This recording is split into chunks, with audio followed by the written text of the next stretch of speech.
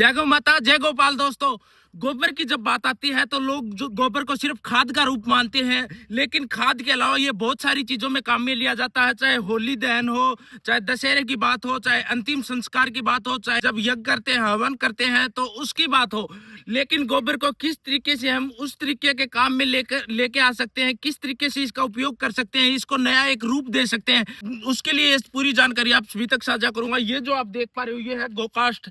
किस तरीके से ये तैयार होता है, कौन सी मशीन है, कितने गोबर में एक गोकास्ट तैयार होगा, एक मशीन कितना गोकास्ट एक दिन में तैयार कर देती है, तो एक एक करके ये पूरी जानकारी आप सभी तक साझा करूंगा। एक वीडियो बनाई थी जिसमें बहुत सारे भाइयों के सवाल जवाब आ रहे थे, फोन आ रहे थे कि गोबर पर हम किस तरीके से काम कर सकते हैं, तो ये वीडियो स्पेशल आपके लिए है। नवीन भाई साहब, गोकास्ट की जब बात आती है तो किस तरीके से इसको तैयार करते हैं, सर्वप्रथम एक एक करके जानकारी दे दो हमें। देखिए, सर्व गाय का गोबर, जब गोबर इकट्ठे हम उसको इकट्ठा करके रेडी बना देते हैं जी। उस रेडी को हम उसके बाद यहाँ थोड़ा हल्का सा सुखा लेते हैं। गौशाला में से गोबर को इकट्ठा कर लाए। मिट्टी भी होनी चाहिए, मिट्टी नहीं, बिना मिट्टी का जो प्योर गोबर होता है उसमें ज्यादा से ज्यादा गाय औठन छोड़ देती है, कांकड़े की वो खल वगैरह जो होते हैं, वो भले मिक्स हो जाए तो हो जाए, नहीं तो जरूरत नहीं। उसके बाद हम यहाँ पे पूरा इकट्ठा कर लिया, इसको यहाँ पे गोबर को इकट्ठा कर लिया। हाँ। उसमें हल्का सा पानी मिला देते हैं, हल्का सा पानी मिला दिया, जैसे थोड़ा नरम करने के लिए, मिक्सचर तैयार करने के लिए। उसके बाद हम सबसे पहले इस मशीन में लेके आते हैं। इस मशीन का नाम जानना चाहूंगा। इसको गोकास्ट मशीन कहते हैं। गोकास्ट मशीन इसको बोलते हैं। ये तो मिक्सचर हो गया यहाँ पे, शायद मिक्सचर है।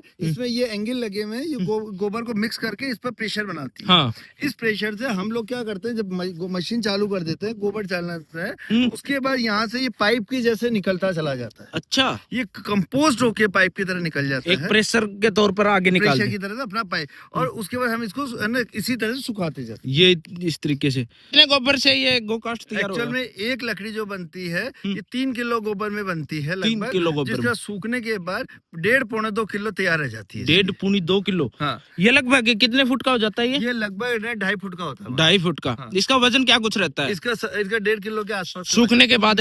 हाँ। ये कितने दिन में सूख जाता है? ये 4 से 5 दिन इनको समसमा होने में लग जाता है, फिर पड़ा सूखता रहता है। जी, जयपुर से हो आप। हाँ। आपको अभी वर्ल्ड रिकॉर्ड भी मिला इस गोकास्ट के कारण। शुरुआत हुई थी और किन किन चीजों में काम में लिया जाता है? एक्चुअली ये शुरुआत हमारे गौ माता को निर्भर नहीं, आत्मनिर्भर बनाने के उद्देश्य से करी गई थी। जी। सबसे पहले हमने इसको होलिका दहन में काम में लिया, फिर इसको दाह संस्कार में लिया, हवन में लिया, और आपको बताते हुए बहुत अति प्रसन्नता हो रही है, विश्व का पहला रावण दहन हम लोगों ने, नवीन भंडारी मेरा नाम है, हम लोगों ने किया है। अच्छा। उसी के अंदर गोल्डन बुक ऑफ रिकॉर्ड में मेरा नाम दर्ज किया गया। जी, अभी मैंने कुछ समय पहले गोबर की वीडियो डाली थी। लोग गाय के गोबर पे बहुत सारी जगह लोग काम करना चाहते हैं, लेकिन आइडिया नहीं मिल रहा। सोशल मीडिया पे बहुत जगह उन्होंने ट्राई कर लिया, लेकिन ये मशीन गोकास्ट की किस तरीके से? ये मशीन हमारे जयपुर में इजी अवेलेबल है। इसके अलावा गुजरात में भी मिलती है, अहमदाबाद में मिलती है, और सब जगह मिल जाती है। इस मशीन में बहुत बड़ी बात नहीं है। ये सिंगल फेज से भी चलती है, 3 फेज से भी चलती है। अभी ये बिजली से चलती है ना? बिजली से। कितना कुछ वोल्टेज ले लेती है? बहुत नॉमिनल सा लेती है, वो ज्यादा नहीं लेती है। और इससे सबसे बड़ी बात है, हमारा किसान, हमारी गौशालाएं जो गौ पालन करते हैं, वो आत्मनिर्भरता की ओर चले जाएंगे। क्योंकि ऐसे गोबर बेचोगे तो इसकी वैल्यू नहीं, उठाने के भी पैसे लगते हैं।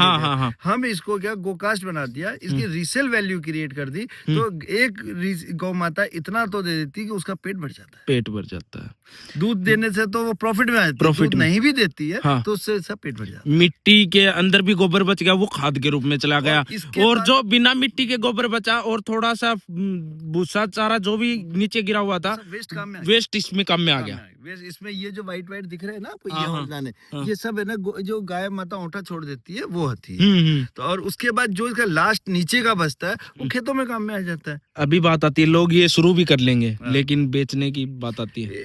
हमारे जयपुर की बात करूं, जयपुर में तो माल रुकता ही नहीं है, कितनी खपत है। अच्छा, जयपुर में संस्कार में दाह संस्कार जो कराते हैं। आपकी संस्था का क्या नाम बताया? मेरा श्री राम आशापूर्ण चैरिटेबल ट्रस्ट है। मैं जयपुर से हूँ, और इसमें ये हम गौशालाओं को, किसानों को आत्मनिर्भरता बनाने के लिए सारे काम करते हैं।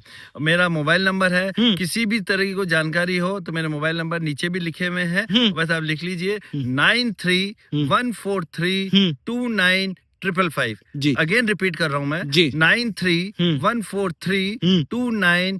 555। जी। आप किसी भी चीज के लिए गौ माता के संदर्भ में, गोकास्ट के संदर्भ में कोई भी जानकारी चाहिए तो आप फोन करके संपर्क कर सकते हैं। अब ये गोकास्ट किसके लिए तैयार हो रहा है और कितनी क्वांटिटी में ये तैयार कर रहे हो? ये हमारे यहाँ पर हर महीने की खपत होती है लगभग 1 से 1.5 लाख 2 लाख रुपए महीने की गोकास्ट 1 से 1.5 लाख रुपए? हाँ, वो तो सिर्फ दाह संस्कार में काम में आते हैं। उसके अलावा सीजन के ऊपर 25 30 40 50 लाख का गोबर बिकता है। अच्छा, एक संकल्प की आप बात कर रहे थे ऑफ कैमरा जब अपनी बात हो रही थी, क्या संकल्प ले हम गोबर से? हम वही इसी के ऊपर जुड़ता हुआ काम है। हाँ। कि देखिए, जो आदमी जन्म है मृत्यु निश्चित है, ये भगवान का शाश्वत सच है। हम भगवान से प्रार्थना करते हैं जिस दिन मेरी मृत्यु हो उस दिन मेरा दाह संस्कार लकड़ी की जगह गोकास्ट में किया जाए। क्यों? और ये एक बहुत अच्छी पहल है। और सबको ये संकल्प दिलाते हैं कि जब उसका अंतिम संस्कार आए तो उनके परिवारजनों से अनुरोध करते हैं कि एक संकल्प पत्र के आधार पर कि उनको दाह संस्कार लकड़ी की जगह गोकास्ट से किया जाए। क्योंकि एक बॉडी को जलने से 3 से 4 पेड़ लगते हैं,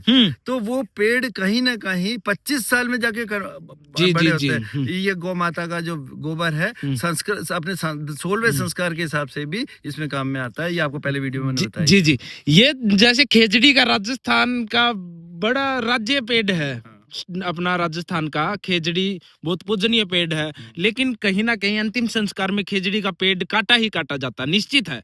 काटते हैं, बहुत सारी जगह काटते हैं। इसमें कोई झूठ नहीं है कि राजस्थान में खेजड़ी का पेड़ कटता नहीं है, निश्चित ही कटता है। लेकिन कहीं ना कहीं अपन गोकास्ट की तरफ जब अपन जाएंगे तो कहीं ना कहीं गौशालाएं भी आत्मनिर्भर होंगी, पेड़ के पेड़ बचेंगे, हमारे खेजड़ी जैसे पूजनीय पेड़ वो भी निश्चित बचेंगे। खेजड़ी जैसे पूज्य पेड़ कटेंगे नहीं, हमारी गौ माता को आत्मनिर्भरता की ओर जाएगी, हमारा किसान आत्मनिर्भर होगा। हम जिस दिन ये सब चीजें हमारे राष्ट्र को एकजुटता के लिए एक सुदृढ़ राष्ट्र बनाने में कोई भी नहीं रोक सकता। जी जी जी जी, बहुत हम चाहते हैं कि गोकास्ट का हमेशा अमर रहे, सब इसका संकल्प करें। और हम आम जनता से अपील करता हूँ, हर आदमी दाह संस्कार के समय गोकास्ट से दे, होलिका दहन, रावण दहन, हवन सभी गाय के गोबर से बनी हुई लकड़ी से कार्य करे, जिससे देश को मजबूती मिलेगी। देश मजबूत होगा तो हम स्वयं मजबूत होंगे। स्वयं से ही देश है, देश में स्वयं है। जी जी, जय गौ माता, जय गोपाल।